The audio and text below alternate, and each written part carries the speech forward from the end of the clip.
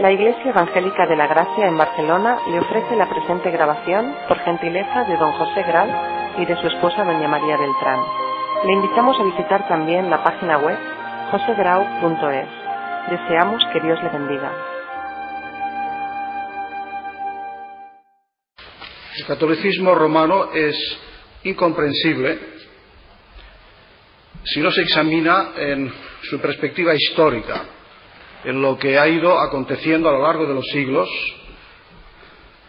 y lo que ha llegado a ser después de una larga evolución. Esa tarde vamos a ver este aspecto, el testimonio de la historia, la perspectiva histórica del desarrollo del catolicismo romano. Ya sé que este es más el tema de una conferencia, de una charla, que de un estudio de la palabra de Dios. Pero es inevitable, insisto, y espero que al término nos daremos cuenta de ello, el ver cómo lo que hoy día se conoce por catolicismo es el resultado de un desarrollo y que sería inexplicable sin este desarrollo histórico. Ya sé que hoy día la historia no está muy de moda, no es lo que más le gusta a la gente. De esto se aprovechan los que están manipulando a la gente, porque un pueblo que no tiene memoria, es decir, que no tiene historia, se le arranca su memoria y pierde su identidad. Y tanto para comprendernos a nosotros mismos como para comprender el entorno, para entender en dónde estamos de este largo recorrido de siglos, tenemos que tener una perspectiva histórica y un interés histórico. Por otra parte, a cristianos evangélicos, cristianos del libro, esta exigencia de un pensar con categorías históricas no debiera ser nada extraño, sino al contrario, ya que la fe cristiana es una fe histórica, es una fe enraizada en la historia. Esto se ha dicho, se ha repetido en infinidad de ocasiones. Justamente porque es una fe histórica que depende de una persona histórica, de unos hechos históricos, de la intervención de Dios en medio de la historia de los hombres. Lo histórico tiene para nosotros un valor. Y por otra parte, nuestra esperanza también es una esperanza histórica. Nos dirigimos hacia el futuro, hacia los cielos nuevos, la tierra nueva, hacia la renovación de todas las cosas. Esto es también una perspectiva histórica. De manera que no debiera ser tan penoso, al fin y al cabo, para cristianos evangélicos, cristianos del libro, el hacer este esfuerzo. Nuestra exposición esa tarde va a estar dominada por dos ideas fundamentales. ¿Fue siempre romano el catolicismo? ¿Fue siempre romano? Nosotros estamos acostumbrados a hablar en términos casi sinónimos, catolicismo romano. Pero ¿fue siempre romano el catolicismo? Y luego, ¿cómo llegó el Papa a ser infalible? ¿Cómo llegó a tener el dominio sobre toda la cristiandad occidental? Bien, ya sabemos que nuestros amigos católicos, muy a menudo, nos dicen que Roma no cambia nunca. El Papa es el sucesor de San Pedro fue el primer Papa, todas las cosas han sido siempre iguales, es una iglesia semper idem, esta frase en latín, y la mayoría de católicos se lo creen. Ahora, lo grave es que también nos lo creamos a veces algunos evangélicos mal informados. Quizá antes de continuar, un paréntesis, también he de advertir que esta tarde voy a decir algunas cosas un poco fuertes, no tanto por lo que yo diga, sino por lo que dice la historia, pero que tengo que repetir. He de hacer una salvedad, y es que todas las afirmaciones que voy a hacer están respaldadas por historiadores, y además por historiadores católicos romanos. Quiero decir que no voy a decir nada que no se pueda encontrar en libros de texto, en las obras que los más eminentes historiadores han ido explicando y haciendo a lo largo de los siglos. De entrada, quizá para centrar la cuestión, para que estemos en el tema ya, de un modo más cálido, parece ser que oficialmente la Iglesia Católica Romana no se percató de la supremacía y la infalibilidad del Papa hasta el año 1870, en que fue promulgada como dogma la infalibilidad del Papa por aquel Concilio Vaticano I. Ahora, ¿podemos creer que Jesucristo dejase a su Iglesia un guía infalible y que, sin embargo, tardásemos más de 1800 años hasta que nos diéramos cuenta de que teníamos a este guía? Por otra parte, ¿cómo admitir un vicario de Cristo aparte del Espíritu Santo si Jesús dijo que Él no nos dejaría huérfanos? Pero no nos dijo que nos dejaría un obispo, tampoco dijo que sería el obispo de tal o cual ciudad. Y parece ser que los apóstoles tampoco lo debieron entender así, porque si leemos en el libro de los Hechos, cuando San Pablo se despide de los ancianos de Éfeso, él les encomienda a Dios y a la palabra de su gracia. La palabra de su gracia, la palabra de Dios, la revelación de Dios, la Sagrada Escritura. Esto será lo único que podrá conservar la fe de los efesios. O sea, Pablo no se había enterado de que en la Iglesia había un líder infalible. Pero os voy a decir algo más.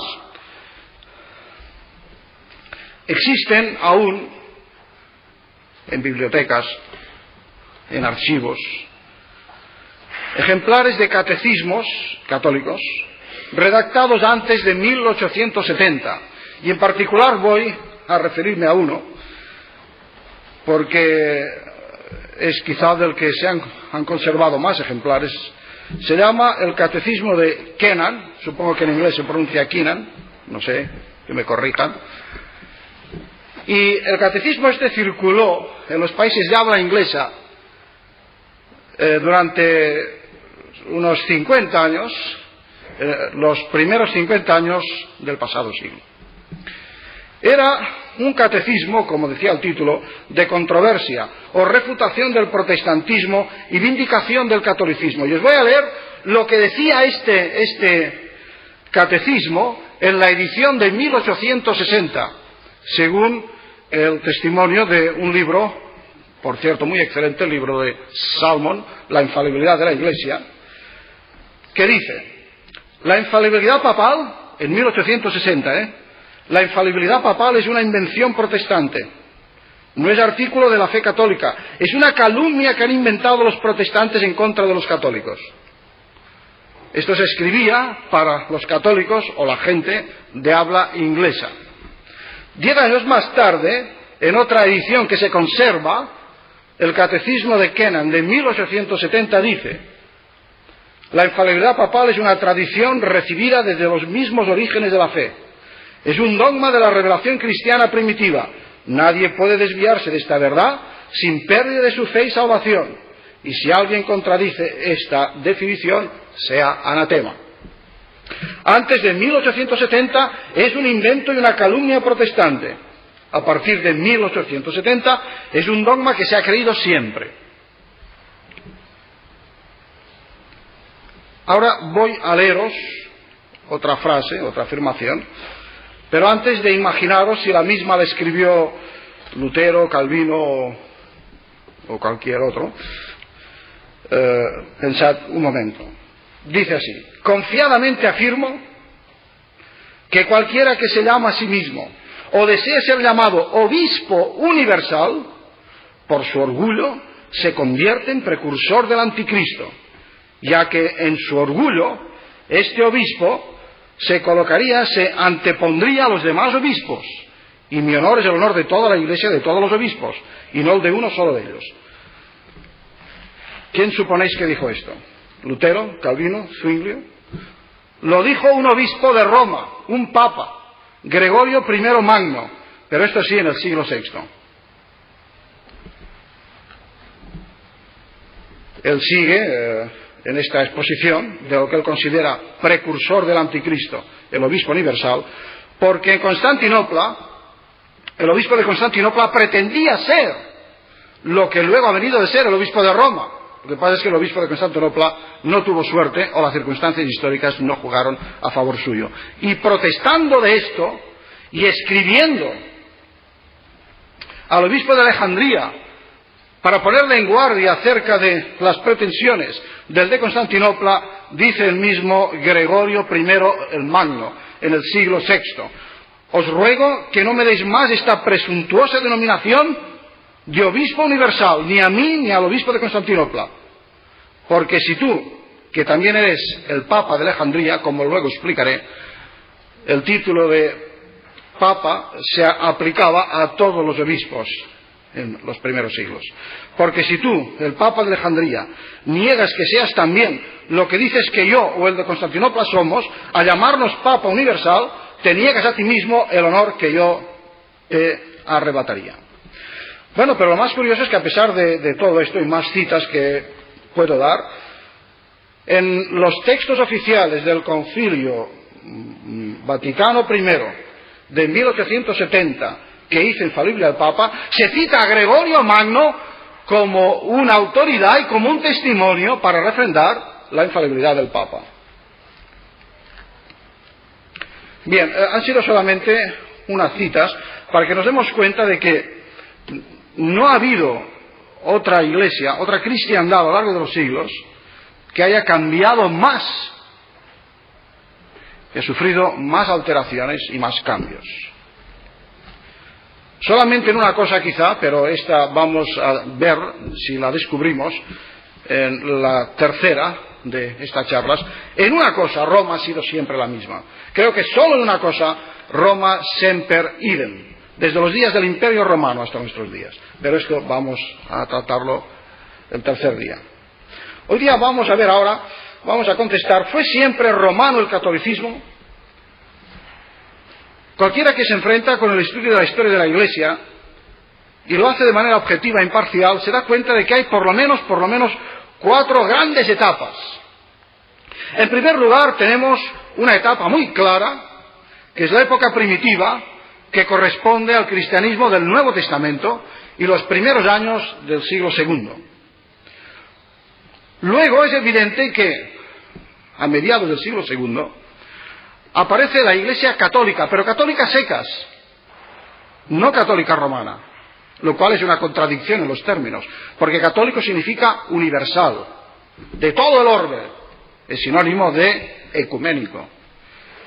Esta Iglesia se llamaba católica porque había creyentes en todo el mundo que sin conocerse, pero tenían el mismo amor a Jesucristo, se amaban al Señor, esperaban su venida, eran salvos por la fe, por la gracia, y tenían una regla de fe que era el Nuevo Testamento, que quedaba compendiada en el credo, llamado credo apostólico.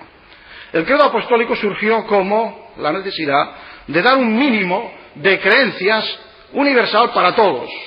Era lo que se exigía a una persona cuando bajaba a las aguas del bautismo. El credo era lo mínimo y el máximo era el Nuevo Testamento. Más allá no hay, más allá del Nuevo Testamento no hay revelación de Dios. Esta era la Iglesia católica antigua. Yo os podría dar el ejemplo de mi experiencia, pero no es el momento, aunque sea de manera muy rápida. Sin embargo, he de decir que antes de conocer el Evangelio y cuando el Señor puso inquietudes en mí para buscarle, recuerdo que leí las confesiones de San Agustín. Y una de las cosas que más me sorprendieron de este libro, que corresponde al siglo IV, es que lo que él llamaba Iglesia Católica no se parecía en nada a la Iglesia Católica que yo conocía. Entonces me dije, cuidado con las palabras. Las palabras pueden tener un significado muy diverso, muy diferente, muy distinto, según la época en que se usan. Bien, esta Iglesia Católica antigua es una iglesia, para resumir, tenemos que ir deprisa, que se distingue por 2 notas. Es episcopal y es conciliar. Cuando decimos que es episcopal, es que está gobernada por obispos, pero todos los obispos son iguales entre sí, así como todas las iglesias son iguales entre ellas, y se reúnen en sínodos, en una región, en un país, en una nación, o vienen después los llamados concilios ecuménicos. Es un hecho que los 7 primeros concilios ecuménicos reúnen a obispos de todo el mundo en calidad de iguales. En España tenemos un gran testimonio al respecto, porque antes de la invasión árabe, la España que estaba dominada por los godos, aquella España fue la que se llama España de los concilios de Toledo, Toledo, como sabéis, era la capital de toda la península ibérica, y en Toledo se celebraban las cortes, no solamente reales, sino también eclesiásticas. Y es un testimonio, está allí, están los archivos, cualquiera puede ir a investigarlo, y se dará cuenta de que la iglesia de los concilios de Toledo era una iglesia autónoma, independiente, autocéfala, en el sentido de que no recibía órdenes de nadie más que de lo que ellos mismos acordaban en sínodos. Y luego la autoridad de los sínodos ecuménicos, pero que sin embargo tampoco eran impuestos por imposición, sino en todo caso por la fuerza de los acuerdos que allí llegaban a tomarse.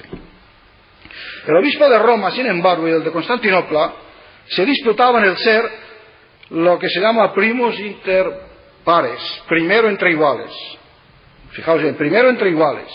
Y esto por una razón obvia, según ellos, para nosotros no es tan claro, pero que siendo Roma la capital del imperio, el obispo de Roma tenía que ser el primero al menos en honor, en rango. Ideas mundanas que empezaron a infiltrarse, sobre todo después de la paz de Constantino, cuando el cristianismo fue convertido en primer lugar en una religión que era admirada, pero luego ya fue convertida en religión oficial y fue impuesta.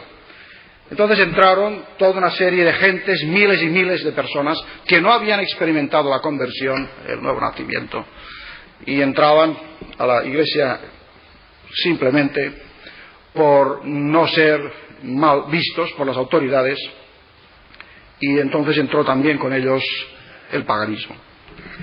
Y estos conceptos, esa mentalidad de que el obispo de la capital del imperio tenía que ser el primero, pero todavía era primus inter pares. Ahora, sabemos que luego Constantino traslada la capitalidad del imperio desde Roma a Constantinopla, y entonces el obispo de Constantinopla quiere ser el primero entre iguales, y durante 2 siglos hay una serie de disputas, de querellas, que son realmente vergonzosas, para ver cuál de ellos tiene la primacía. Entonces vemos pues que comienza ya una idea de lucha eclesiástica. Y llegamos a la Edad Media, o a los comienzos de la Edad Media, finales de la época antigua, que en Roma, por una serie de circunstancias que ahora voy a explicar, pues se llegó a forjar toda una hegemonía sobre Europa occidental desde Roma. Y allí se fraguó la conversión del catolicismo antiguo en catolicismo romano. Esta es la otra etapa, la tercera etapa importante. Luego viene la época de la Reforma. Bien, si nosotros analizamos los textos más antiguos y vemos los ministerios que hay en la Iglesia, por ejemplo, analizamos las cartas de Pablo a los Efesios, a los Corintios, a Timoteo, a Tito, vemos que allí solo hay obispos o ancianos, pastores y diáconos. No hay nada más. En el siglo II se separa el obispo del presbítero. Esto es un error, pero todavía no se ha llegado a figuras como el arzobispo, el cardenal, el papa, etc. El más grande historiador que tuvo la Iglesia Católica en el siglo pasado, von Dollinger, escribe: tenemos escritos y afirmaciones referentes a la jerarquía eclesiástica que existía en la Iglesia antigua, y en ninguno de estos escritos de aquellos primeros siglos aparece la dignidad papal, ni se menciona como si existiera una cosa semejante en la Iglesia. Tenemos, por ejemplo, los escritos del pseudo Dionisio, compuestos en el siglo V y relacionados con la jerarquía, y allí se menciona obispos, presbíteros y diáconos. También si consultamos a Isidoro de Sevilla, el gran líder español del siglo VII, él menciona todos los cargos y grupos eclesiásticos y los divide en 4 grupos: patriarcas, arzobispos, metropolitanos y obispos, pero no menciona el papa. De hecho, el término papa, es de origen griego, no latino, y fue en Alejandría y no en Roma en donde empezó a usarse para el obispo. Más tarde, el obispo de Roma quiso que el título se le aplicara únicamente a él. Para que veamos la situación, quizá de manera más clara, si nosotros nos hiciéramos la pregunta: ¿cómo eran elegidos los obispos de Roma en la antigüedad? Hoy día todos sabemos cómo es elegido el obispo de Roma. Aparece en la prensa, en los periódicos, en la televisión, cómo se reúnen los cardenales en un cónclave, se les encierra allí, no pueden salir de allí hasta que no han nombrado un sucesor, y todo esto se rodea con una gran importancia, ¿no? Pero ha sido siempre así. Para empezar, al Papa actual solo se le pueden elegir los cardenales, pero resulta que durante 1000 años la Iglesia no ha conocido cardenales. El cardenal es un ministerio que no aparece sino hasta cerca del año 1000, o sea, entre el siglo X y el XI. No hay cardenales antes.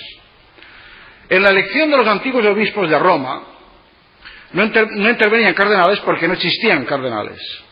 El oficio de cardenal es introducido 1000 años después. Los obispos de Roma eran elegidos exactamente igual que los demás obispos de la cristiandad antigua, con la participación de todo el pueblo fiel y los pastores de cada una de las ciudades en donde había que elegir al obispo. Aquí mismo, en Barcelona, tenemos las actas de elecciones de varios obispos del siglo III y el IV, y sabemos por los documentos que se han conservado que casi siempre eran elegidos por aclamación. Era el pueblo que veía la capacidad, las virtudes de algún hermano entre los demás hermanos de la Iglesia y era elegido. En la elección de los antiguos obispos de Roma no participaba ninguna representación de la Iglesia universal. Si el obispo de Roma hubiera sido entonces lo que es ahora, o pretende ser ahora, obispo de todos los obispos, el cabeza de todos, entonces era lógico que hubiera habido alguna representación con carácter mundial, representativo de todas las regiones y todo el mundo. Y no es así. Se elegía al obispo de Roma exactamente como se elegía al obispo de Toledo, al de Barcelona, al de Tarragona, al de Sevilla.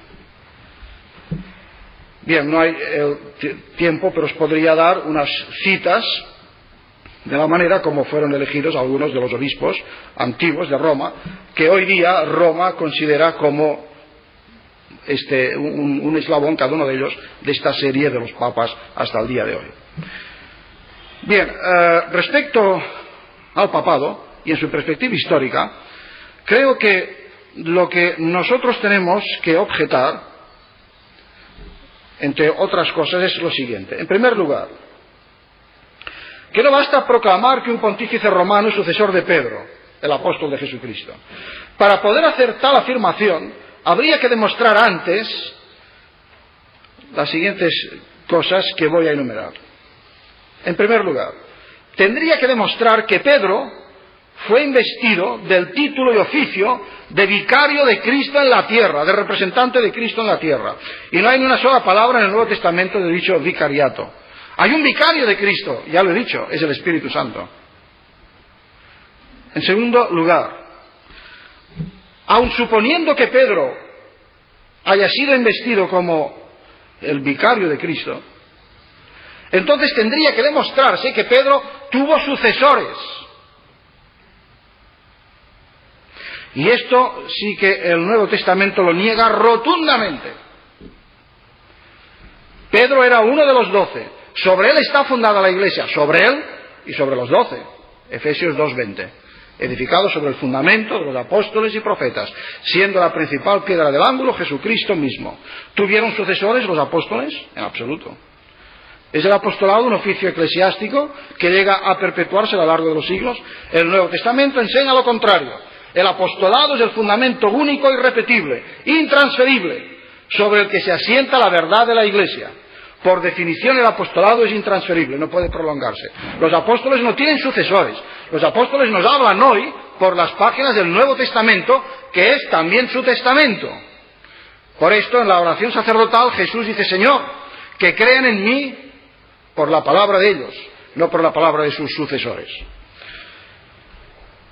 En un libro que escribí hace años, El Fundamento Apostólico, explico con más amplitud este punto, para cualquiera que quiere puede referirse al mismo. De modo que afirmar que un señor es el sucesor de San Pedro es una contradicción que no tiene base en la Biblia. En primer lugar, porque Jesús no nombró jamás a nadie que le sucediera como vicario, y luego porque los mismos apóstoles, y Pedro en particular, no tuvo sucesores. Pedro está en las 2 epístolas que nos ha dejado. Allí oímos la voz de Pedro. Y somos apostólicos cuando seguimos las enseñanzas del Nuevo Testamento.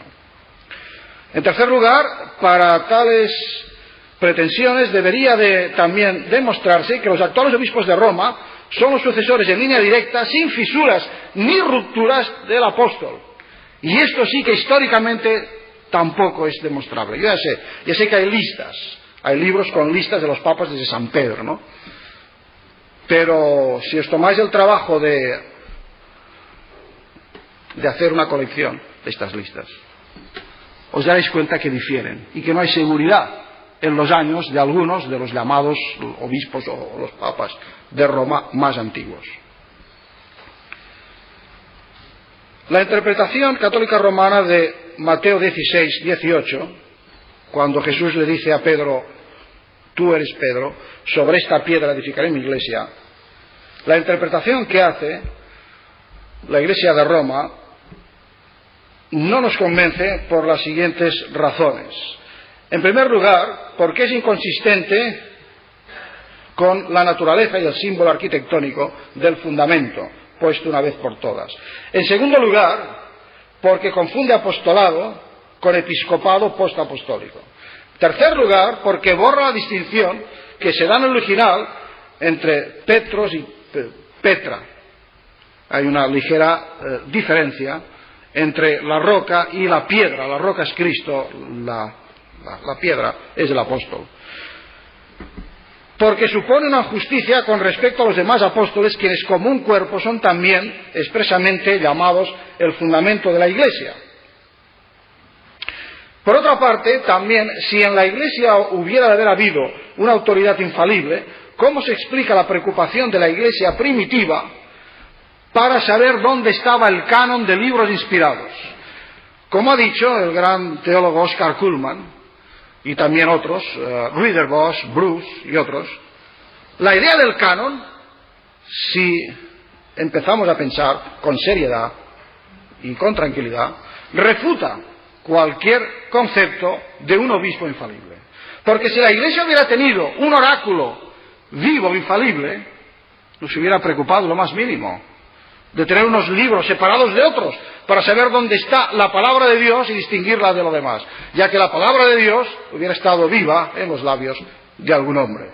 Pero la Iglesia era consciente que con la muerte del último de los apóstoles, la palabra de Dios se cerraba y quedaba en un canon, es decir, en un límite de libros. De ahí que la idea del canon es incomprensible si realmente hay una autoridad infalible en alguna parte. El más grande historiador que antes he mencionado, von Dollinger, en el siglo pasado, cuando Roma decreta la infalibilidad del Papa, en 1870, él dijo lo siguiente: como cristiano, como teólogo, como historiador, como ciudadano, no puedo aceptar esta doctrina.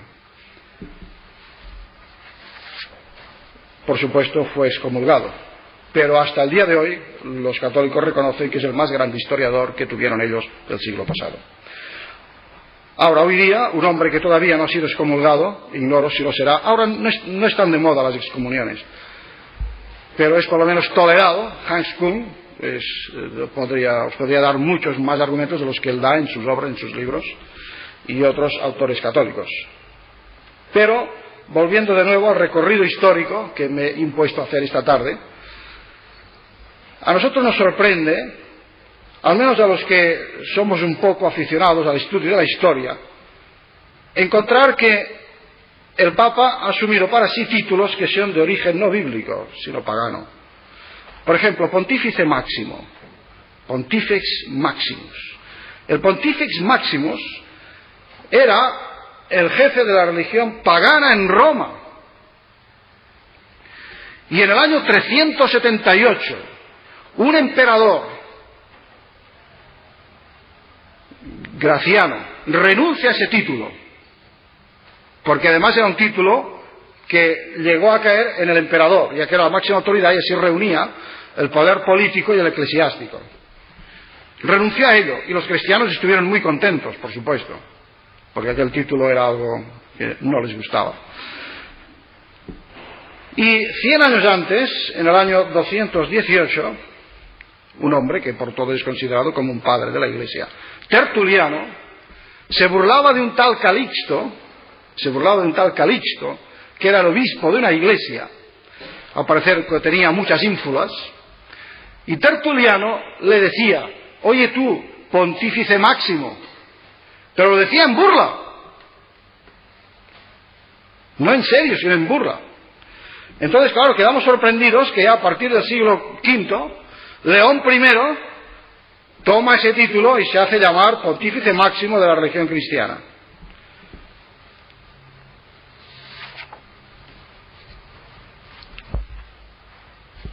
He de decir también que la autoridad infalible que se pretende en Roma alrededor de la figura del Papa, una iglesia infalible porque tiene una cabeza infalible, también está contradicha por la historia,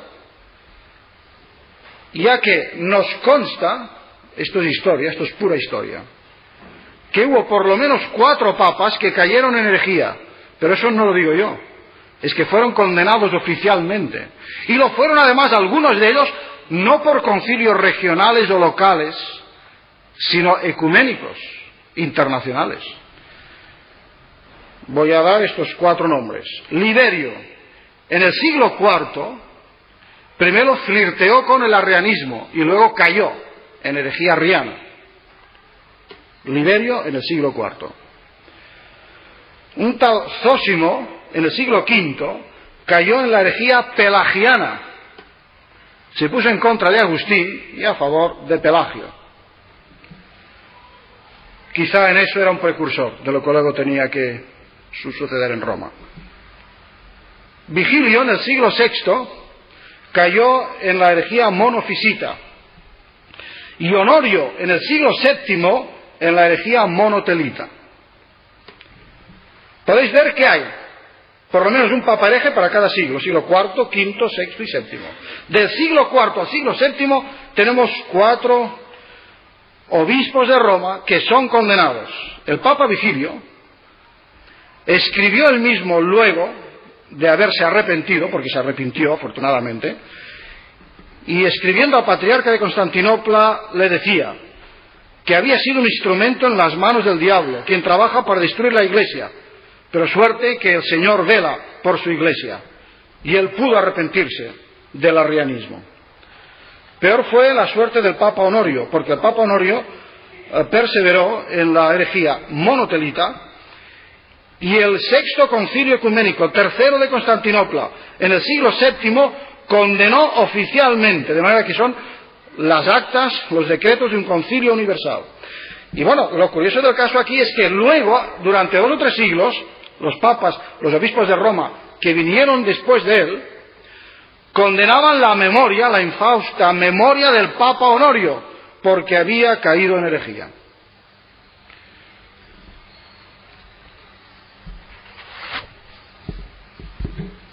Bien, entonces, seguramente os estáis ahora ya, a estas alturas, haciéndoos la pregunta, ¿qué factores explican la hegemonía romana? Bueno, son muchos, yo solamente voy a mencionar 7. En primer lugar, el traslado de la capital del imperio de Roma a Constantinopla. Una aclaración. Estos factores son de carácter objetivo, tan objetivo, que aunque no ordenados de esta manera, como yo lo he hecho, pero se pueden encontrar en todos los libros de historia que sean ligeramente imparciales. El traslado de la capital del imperio de Roma a Constantinopla. ¿Por qué? Porque dejó la Iglesia de Roma como único poder importante en Occidente. Un historiador español, Alberto del Castillo, que enseñó en nuestra universidad en Barcelona, escribía: la Iglesia no solo se vio libre de la burocracia imperial, sino que al producirse la separación del poder imperial primero y después la desaparición de este poder en Occidente, ya sabéis que llegó a partirse el imperio en dos partes, la parte de Constantinopla y la parte de Roma. El Papa, como Pontífex Maximus de la Iglesia Católica en Occidente, pasó a ser el conductor de Occidente. Y este traslado de la capital del imperio desde Roma a Constantinopla dejó a la Iglesia Occidental libre, con las manos libres, para poder desarrollar su propia forma de organización. El obispo de Roma, en la sede de los Césares, es ahora el hombre más importante de Occidente y pronto se convierte en la cabeza política tanto como espiritual. En segundo lugar, y como consecuencia de esto, del traslado de la capital del imperio, desde Constantinopla el emperador se sentía emperador de todo el imperio y por consiguiente por encima del Papa de Roma. Y entonces le dijo, ya que en esta parte de mi imperio queda lejos de la mía, voy a delegarte autoridad y tú vas a ser el juez en todos los casos importantes que haya en cuanto a litigios eclesiásticos. Esto al principio, litigios eclesiásticos. Luego ya fueron incluso políticos y de todo orden, porque el Papa quedó convertido en la figura más importante de Occidente. Pero lo grave es que todo esto fue incorporado en el Código de Justiniano. Los que saben un poco de leyes saben que el derecho romano fue influido por el cristianismo para bien. Y de ahí que en el siglo V y VI, más particularmente en el VI, pues se hacen una serie de reformas del antiguo derecho romano y se expurgan las cosas que son contrarias a la conciencia cristiana. Pero no solamente esto fue para bien, yo creo que también fue para mal, porque el Código de Justiniano incorpora todos los privilegios que los emperadores de Constantinopla habían dado a los obispos de Roma. Y entonces, si se tiene en cuenta que el Código de Justiniano es el derecho europeo durante 15 siglos, entonces tenemos que, con la autoridad de la ley, de las leyes de todos los países europeos, pues queda refrendada la autoridad del obispo de Roma. Hay todavía más factores. Tercer factor, las invasiones de los godos, los bárbaros, como se les llamaba, separan todavía más a Roma de Constantinopla. La coronación de Carlomagno por el Papa León marca este principio ya de hegemonía bien clara en Occidente. En Oriente se desarrolla lo que los historiadores llaman el césaropapismo, pero en Occidente la teocracia pontificia. En Oriente los obispos están sometidos férreamente al emperador. La religión es la religión del Estado, y esto ha ocurrido siempre y hasta el día de hoy. Pues si habéis leído en los periódicos que en Grecia pues hay un problema entre el Estado y la llamada Iglesia Ortodoxa, que es la que es, en cierto aspecto, la continuadora de la Iglesia antigua, antes de ser Iglesia romana. Era católica antigua, pero no católica romana. Y en Rusia, pues exactamente igual. El zar fue siempre la cabeza de la Iglesia ortodoxa, allí. Y hasta luego que ha cambiado el régimen, los comunistas, el Partido Comunista, tiene la pretensión de ser el jefe de la Iglesia Ortodoxa. Por lo menos ordena lo que hay que hacer. Es lo que se llama césaropapismo. Pero en Roma, el obispo de Roma se ideó otra figura de las relaciones Iglesia-Estado, y es la teocracia pontificia. Es decir, el Estado no tiene que estar por encima de la Iglesia, es la Iglesia la que tiene que estar por encima del Estado. Cuarto lugar, o cuarto punto, cuarto factor, la llamada donación de Constantino. Hay una leyenda que Dante recoge también en su Divina Comedia y dice: oh Constantino, cuánto mal hizo al mundo la donación que tú hiciste de Roma al obispo, al Papa. Lo que no sabía Dante es que la donación esta jamás tuvo lugar, fue una falsificación. Y repito, eso lo explican hoy día hasta los libros católicos de Cole. La donación de Constantino, se supone que un tal Pipino, el rey de los francos, regaló al obispo de Roma territorios. Esto es evidente, le regaló unas tierras, pero luego los obispos y los sacerdotes allí en Roma le presentaron un documento diciéndole: Constantino ya nos había dado Roma. Por consiguiente, este rey de los francos, ignorante, no sabía ni leer ni escribir, pues aceptó que los documentos eran auténticos, y de ahí vienen los llamados estados pontificios, los estados temporales de la Iglesia, que existieron durante siglos, y solamente cuando se consiguió la unidad italiana en el siglo pasado, pues en 1875, creo, 78, pues concluyeron. Y de ahí viene, en cierto sentido también, todavía hoy el estado de la ciudad del Vaticano, que es un estado, pero es un estado conseguido con estas artimañas. Lo grave es que no solamente hubo la falsificación de la donación de Constantino, sino las llamadas pseudo-isidorianas. Y esto es una historia que parece casi de fantasía, historia ficción, pero no es historia ficción. Durante toda la Edad Media se estuvieron fabricando documentos falsos para amontonar prerrogativas que dieran autoridad a los señores que mandaban desde Roma. Y teniendo en cuenta que eran épocas de mucha ignorancia, Carlomagno no aprendió, creo, a leer y a escribir, sino cuando era un hombre ya casi anciano, eso para daros una idea, el emperador. Entonces, con toda esta serie de los documentos que supuestamente entregaban al Papa no solamente tierras y dominios, sino que en los mismos había textos de Agustín, de Jerónimo, de los grandes siervos de Dios del pasado, como si estos hombres también hubiesen ya apoyado la idea de un Papa de Roma infalible. Esto explica que hombres tan eminentes como Aquino, Tomás de Aquino, el padre de la escolástica, él cita a veces textos de Agustín que son falsos, pero él no es el falsificador. El pobre es que se los encontró hechos. Y él, de buena fe, creyó que eran citas auténticas. Hoy día las ediciones que se hacen de la Suma Teológica de Tomás de Aquino, todos los textos de estos han sido expurgados, pero existieron durante siglos y daban una autoridad. Por consiguiente, no nos extrañe que al llegar al siglo XI nos encontramos con un Papa, Gregorio VII, que declara ya de una manera abierta la superioridad del Papa sobre toda otra autoridad, sobre reyes, emperadores, concilios, sacerdotes y obispos. Hay un episodio muy célebre, los estudiantes de historia de la Edad Media lo saben bien, es el episodio de Canosa. Enrique IV, el emperador, tuvo que hacer penitencia y el Papa lo tuvo allí en las afueras de su palacio.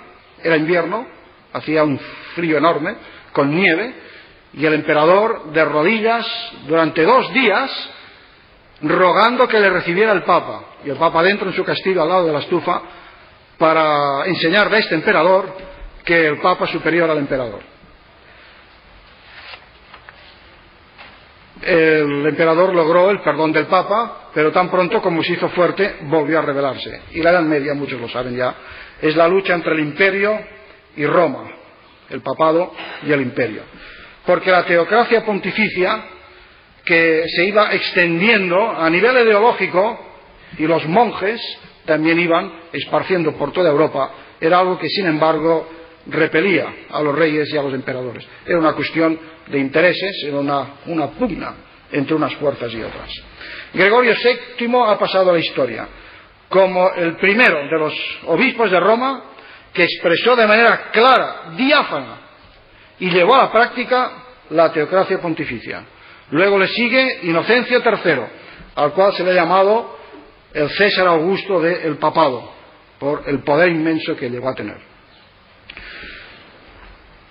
Os voy a dar un ejemplo de la exégesis de estos obispos de Roma, que pretendían ser infalibles y que consiguieron dominar Europa. Lucas 22:38, sabéis todos el pasaje de memoria.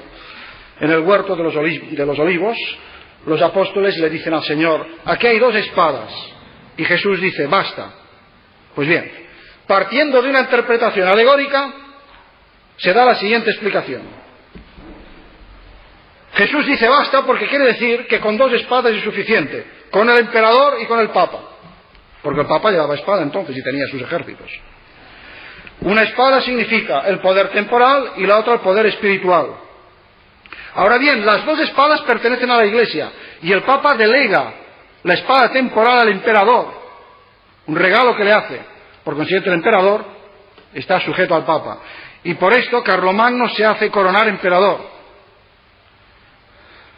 en un día de la Navidad del año 880. Y entonces el Papa lo dice abiertamente a todo el mundo: si yo corono al emperador, yo soy superior al emperador.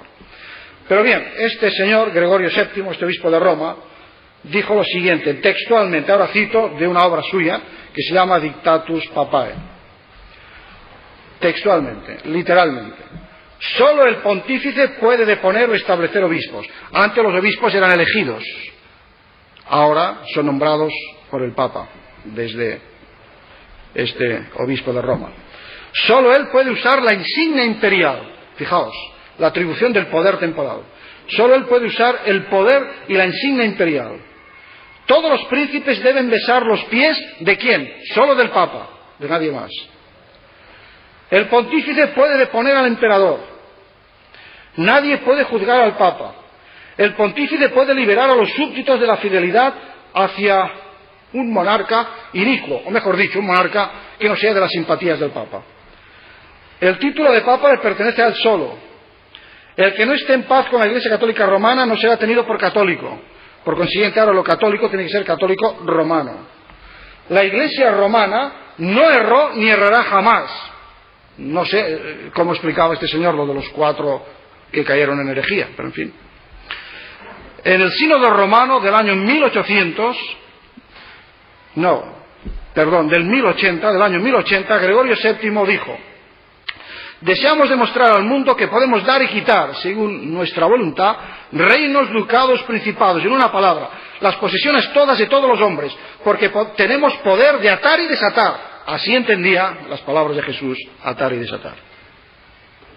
Luego hay otro ejemplo, el de la luna y el sol. Decía Inocencio III, el César Augusto del papado: así como la luna recibe su luz del sol, al que es inferior por sus dimensiones, por la posición y por el poder, asimismo el poder real es como la luna, que obtiene de la autoridad pontificia el resplandor de su dignidad, del Papa Sol. Los reinos eran tenidos como súbditos del Papa. Esto lo sabemos bien, cualquiera que conoce un poco la historia de Cataluña sabe de reyes que tuvieron también que humillarse a los papas. Pedro II de Aragón y de Cataluña tuvo que poner su reino al servicio del Papa como un feudo, obligándose a pagar tributos anuales correspondientes. Y parte de lo que era la Cataluña francesa, bueno, ahora es la Cataluña francesa, pero entonces era Cataluña catalana, pues se perdió en una batalla en que a Pedro IV, el Papa, el Papa Inocencio III, le mandó ejércitos para que le aplastaran, y entonces él recogió una parte de toda la región que es la lengua de Or, para regalársela al rey de Francia, que era su aliado. Bien, pero tenemos que continuar. Un sexto factor: la abolición del culto y la liturgia de cada región o estado. En España teníamos una liturgia antiquísima, la que hoy día se llama liturgia mozárabe. Se le llama así porque es la liturgia que los cristianos que vivían en el territorio ocupado por los árabes conservaron, y por eso ese nombre de mozárabe, que no es un buen nombre, porque de hecho el nombre auténtico debería ser liturgia hispánica, liturgia hispana, ya que corresponde a la liturgia, a la manera de celebrar el culto en toda la península ibérica antes de la invasión de los árabes. En el siglo IX, cuando la reconquista pues empieza a tener éxito y empezamos a arrojar a los árabes al mar, sin embargo se hizo aliados con Roma, y por eso en el siglo, me parece que es el IX, en Toledo, un monje de Cluny, por orden del Papa, de Gregorio VII, obliga al rey Alfonso de Castilla a que renuncie a la liturgia mozárabe e implante la liturgia romana. Y desde entonces la Iglesia Católica Española es romana. Hasta entonces había sido Iglesia Católica Española. A partir del siglo IX es Iglesia Católica Romana y tiene que celebrar según la pauta de Roma. Bueno, no puedo entrar en detalles, la cosa no fue fácil. la gente, tanto en Castilla como en Aragón, se sublevaron. Ellos querían, ellos amaban su liturgia, querían tener su culto particular, el suyo, pero todo fue en vano, ya que los ejércitos de la Reconquista estaban todos ellos bajo las órdenes y bajo el cuidado de los confesores espirituales de Cluny, que eran las avanzadillas, las órdenes religiosas de Roma.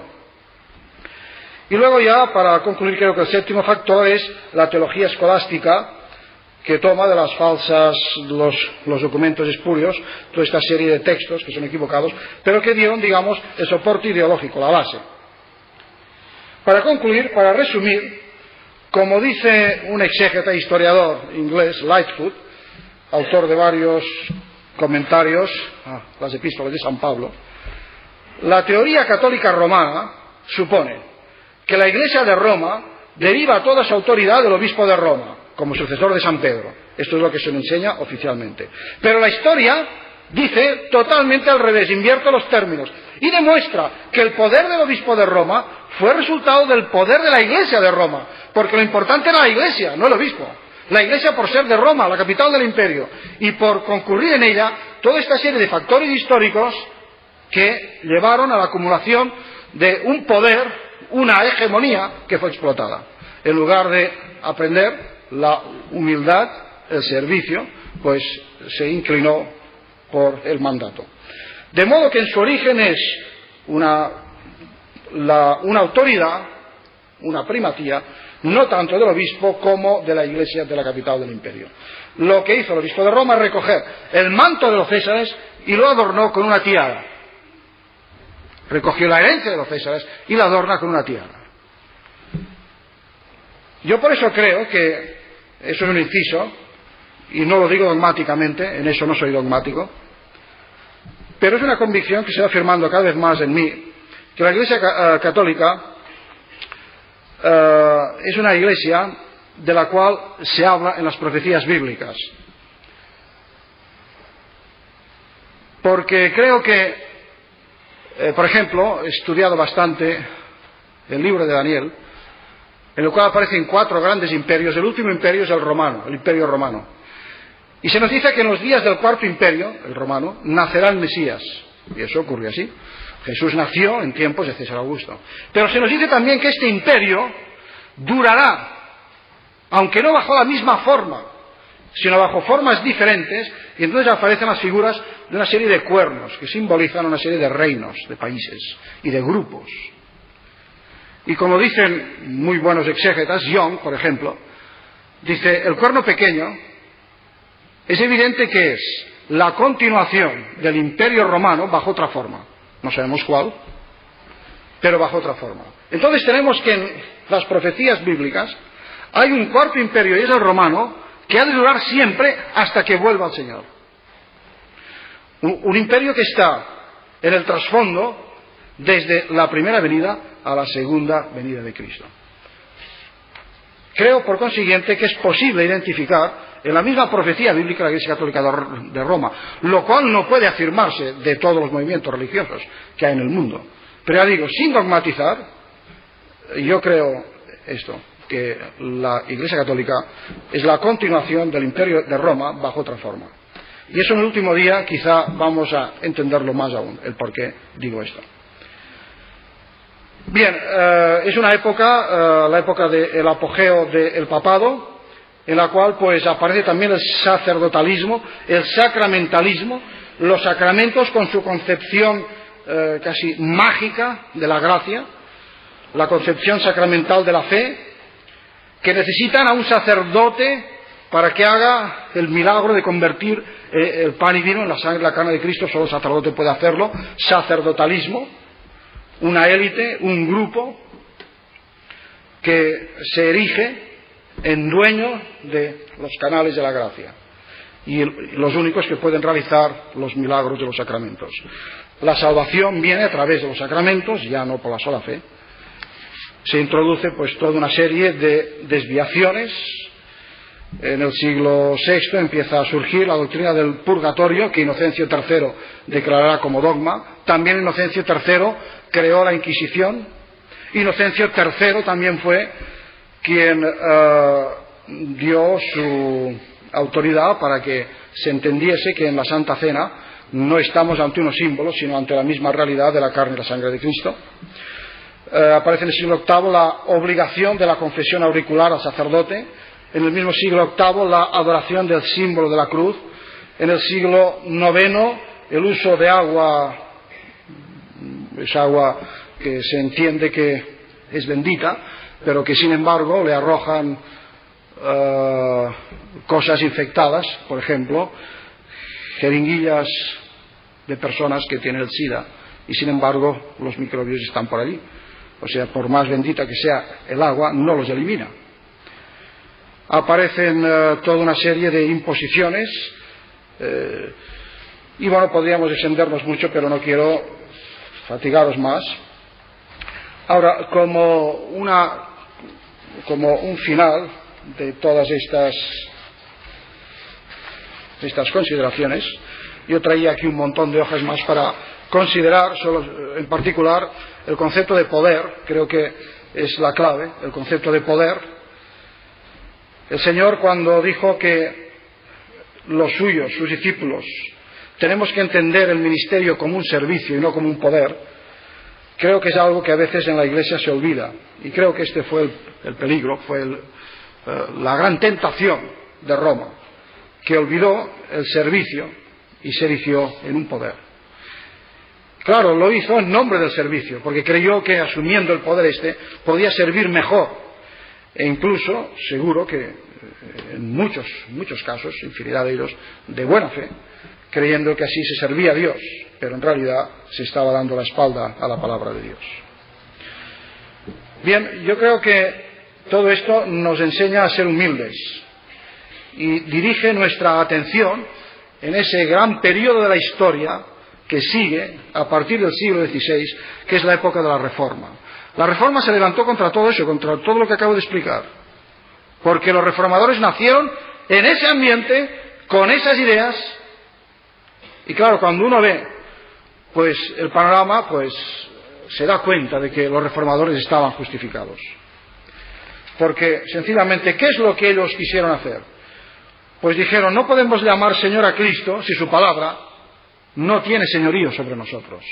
No podemos llamar Señor a Cristo si en la Iglesia Jesucristo no manda y no nos habla por su palabra. Y si por encima de la palabra de la Iglesia no está la palabra de Dios. Aún más, si la Iglesia no se rige por la palabra de Dios, puede dudar de que sea verdadera Iglesia de Jesucristo. Y de ahí el principio, solo la Escritura. Y recordaron que ya Agustín en el siglo V llegó a decir, la Iglesia se deforma, porque somos humanos y hay elementos humanos en la Iglesia. Y la Iglesia tiende a deformarse. Hay una deformación continua. Por consiguiente, él exclamaba, reformémonos. Nos deformamos, pues reformémonos para volver a ser sal y luz en el mundo. Era la aplicación de lo que dice el salmista, Salmo 43:3. Envía tu luz y tu verdad. No solo tu verdad, sino también tu luz, para que nos haga inteligible tu verdad. Estas me guiarán y me conducirán a tu santo monte. Envía tu luz y tu verdad. En tu luz veremos la luz. Pero necesitamos que la luz de la palabra brille con todo su fulgor. En la dieta de Worms, ya lo sabéis, Lutero dijo ante el emperador Carlos I de España y V de Alemania, los papas se han equivocado, los concilios se han equivocado, y tú mismo como emperador te equivocas. Todos nos equivocamos, solo la palabra de Dios es infalible, porque solo Dios es Dios, y solo Cristo es el Salvador. Yo pienso que la historia es una maestra en humildad. Al menos es lo que siempre yo saco como un bien y como una bendición de la lectura histórica. La historia nos hace ser humildes. Nos hace ser humildes porque incluso en las cosas hermosas y grandes que Dios permite que hagamos, nos damos cuenta de que otros, por la gracia de Dios, ya empezaron a hacerlas. No podemos infatuarnos. Tenemos maestros que nos enseñan constantemente a lo largo de los siglos y que nos espolean.